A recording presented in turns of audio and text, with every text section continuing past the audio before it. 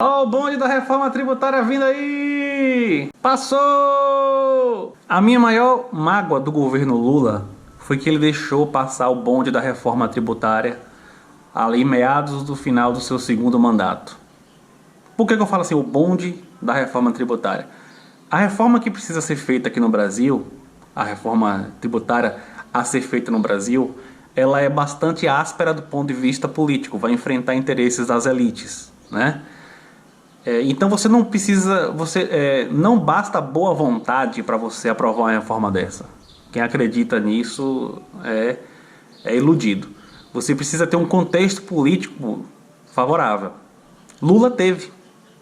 Ele tinha as ruas, mais de 80% de aprovação, a economia estava crescendo, né? Que uma coisa inclusive leva a outra, né? Uma coisa tem ligação com a outra. Ele já tinha feito acordo com o PMDB, então ele já tinha um Congresso, já tinha um Senado. Então ele tinha todo o contexto para ele favorável para ele fazer esse enfrentamento, levar uma proposta dessa para o Congresso. Dava para aprovar, porque o contexto era favorável.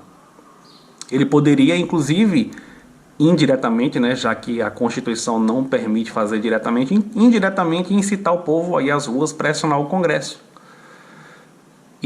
Mas Lula, ele não quis fazer, ele nem tentou fazer. A prioridade dele foi eleger a sucessora, né? Preparar a Dilma, levar a Dilma com ele para as viagens e tal, preparar a Dilma para poder eleger Dilma, a sucessora. Essa é com certeza a minha maior mágoa de Lula, porque ele deixou o bonde passar, e esse bonde ele vem raramente.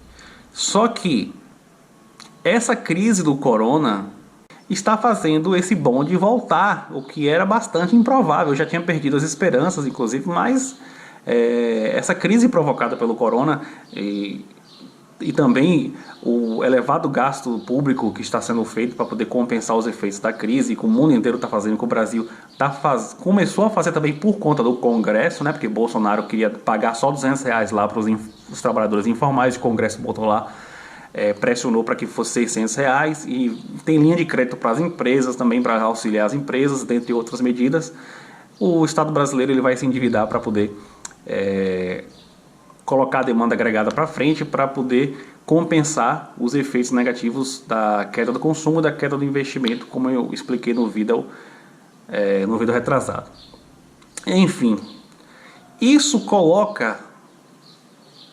traz novamente a chance, isso traz a pauta, isso está trazendo novamente a pauta de uma reforma tributária de caráter progressivo para colocar rico para pagar imposto nesse país. E isso é uma condição essencial para nós mudarmos de patamar enquanto sociedade. Enquanto não botarmos rico para pagar imposto aqui, nós não vamos sair da condição de subdesenvolvimento.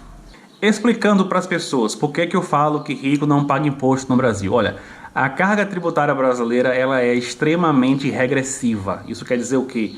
Quanto menor a renda da pessoa, mais ela paga imposto em proporção à sua renda. Por quê? Porque nossa carga tributária é muito concentrada em consumo, cerca de 50% do que se paga imposto no Brasil é sobre consumo, e acontece da seguinte forma: um assalariado vai comprar um pacote de fubá e ele paga o mesmo imposto que Neymar paga no pacote de fubá. Isso é injustiça tributária, porque proporcionalmente à renda ele está pagando muito mais imposto. Como resolver isso? Tirar imposto de consumo e colocar mais imposto sobre renda, patrimônio, né? Herança. Tem também a proposta de imposto sobre grandes fortunas e tal, que é um pouco controverso porque pode gerar fuga de patrimônio para outros países, fuga de capital, na verdade, para outros países. Mas, assim, é praticamente um consenso que se você taxar herança, se você taxar mais a renda, taxar dividendos, por exemplo, isso é bastante eficiente para você reverter a estrutura tributária de regressiva para progressiva. O Brasil, por exemplo, é um dos poucos países do mundo, salvo engano, só tem 2 países no mundo que isenta dividendos de imposto: Brasil e Estônia, né? Estados Unidos é o pai do liberalismo e tal, aquela coisa toda, que é só fachada, inclusive. tributa dividendos. Estados Unidos, eu não estou falando de Cuba, eu não estou falando aqui de Noruega, eu não estou falando aqui de Suécia. Estados Unidos tributa dividendos e o Brasil não tributa. Isso renderia uma receita mais ou menos de 60 bilhões por ano e precisa entrar em debate, né? Aí se você pega, por exemplo, as pessoas que têm grandes rendas no Brasil, os ricos, uma grande parte da renda está em ações, investida em ações, recebendo dividendos isento de imposto, enquanto o pobre está comprando feijão, fubá com uma elevada carga tributária. Isso tem que acabar. Enquanto a gente não fizer essa reforma, vamos continuar na situação de subdesenvolvimento. É condição essencial.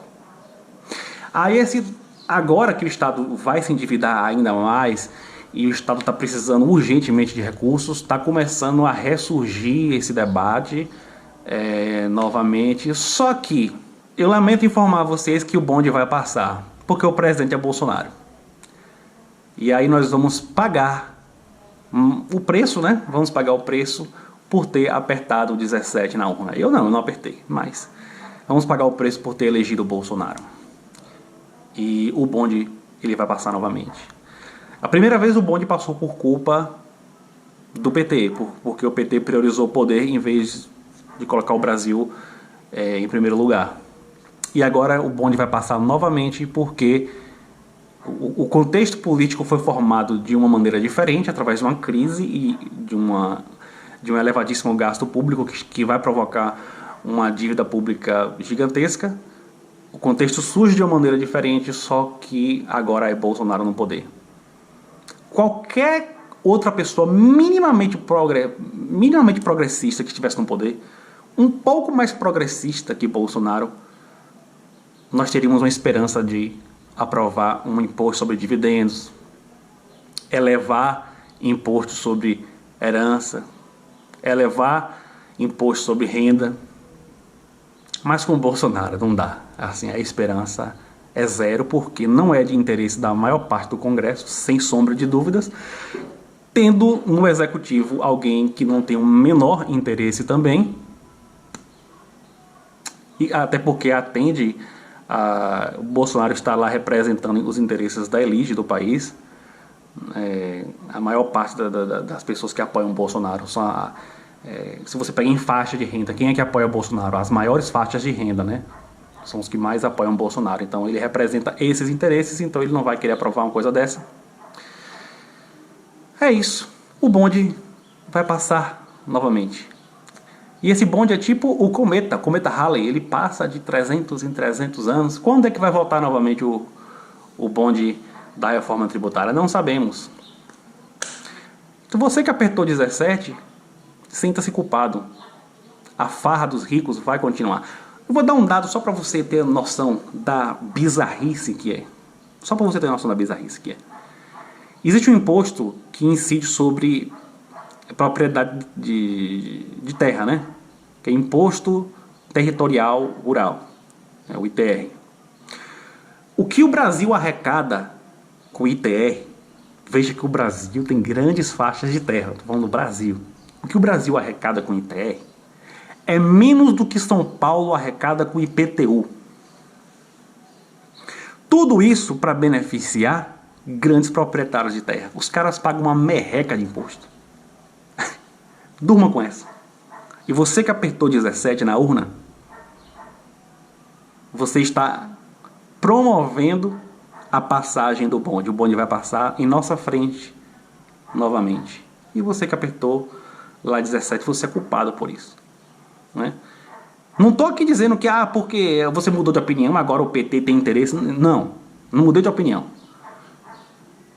O que é que eu estou falando? Que o bonde veio de uma maneira diferente agora. Veio através de uma crise fiscal. Se fosse Haddad lá, a chance de uma proposta de reforma tributária ser levada a sério agora seria muito maior. Não pelo PT ser bonzinho, porque o contexto é diferente. O contexto é de desespero agora. Só que mesmo no desespero, o Bolsonaro não vai fazer isso. Tenham certeza disso. Certo? É isso. Trazendo notícia triste aí no domingo para vocês. Compartilha, se inscreve no canal, clica no sino para receber as notificações.